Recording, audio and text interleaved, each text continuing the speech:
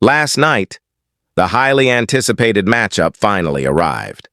Luka Doncic faced the Dallas Mavericks for the first time since his unexpected trade.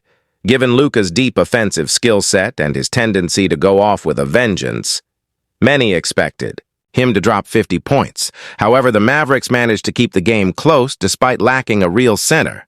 They were well aware of Luka's tendencies, and their defensive strategy reflected that.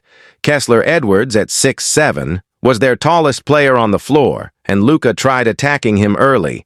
However, Edwards held his ground on the wing, forcing Luka into a tough shot.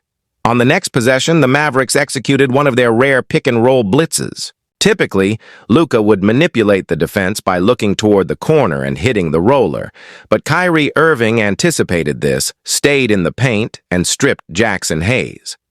Realizing he needed to take matters into his own hands, Luka drove past P.J. Washington and maneuvered around Kyrie for a smooth finish at the rim.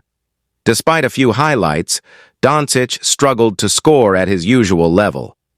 The Mavericks had thoroughly scouted his signature move, the step-back jumper. Luka prefers stepping back when driving left, so Edwards pressed up and forced him toward the basket. This resulted in Luka throwing an errant pass, leading to a deep LeBron James three-pointer on the next play. When Luka attempted the same switch again, Edwards sat on the step-back, and Max Christie came over for a blitz. Luka found Dorian Finney-Smith in the corner, but the Mavericks rotated perfectly, resetting the Lakers' offense. Frustrated, Luka ignored the scouting report and launched a contested step-back 3-over-2 defenders. Soon after, Dorian Finney-Smith saved a loose ball, allowing Luka to drill another deep three, which was followed by an animated yell toward the Mavericks bench.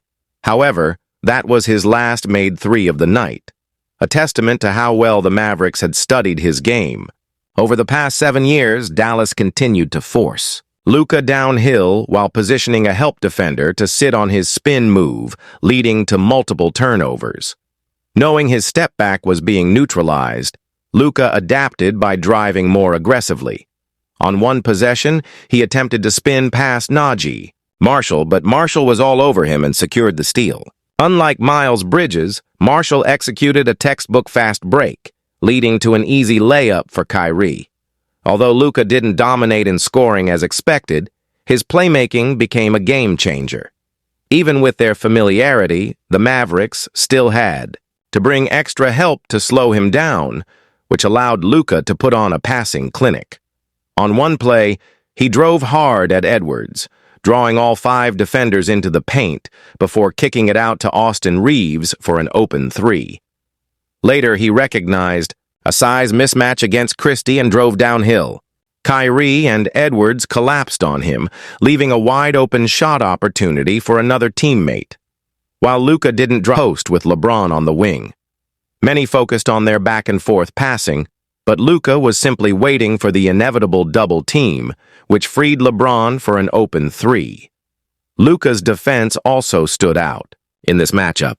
One of the main criticisms leading to his trade was his defensive shortcomings and conditioning, but he was determined to disprove that narrative.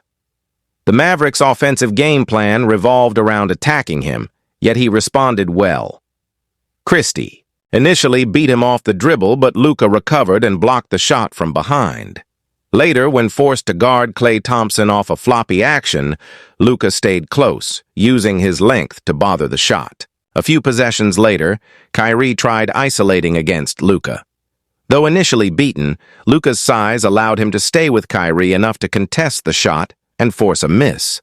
While Luka will never be an elite defender due to the heavy offensive burden he carries, he has shown he can be effective in key moments. He's capable of cutting off drives, has good hands, and excels at reading passing lanes. His lack of lateral quickness means he'll struggle against shiftier players, but he doesn't need to be a lockdown defender. As long as he's in the right spots, which he was in this game, the Lakers' defense will hold up just fine. Even though he didn't have a high-scoring night, Luka played a complete game. The defensive attention he drew allowed him to make the right reads throughout the contest, and most importantly, he wasn't a liability on defense.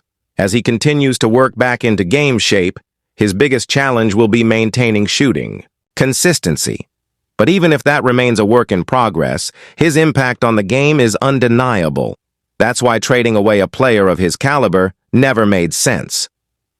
Hope you guys enjoyed this breakdown. If you did, don't forget to like and subscribe. You can support me on these platforms, and I'll see you next time.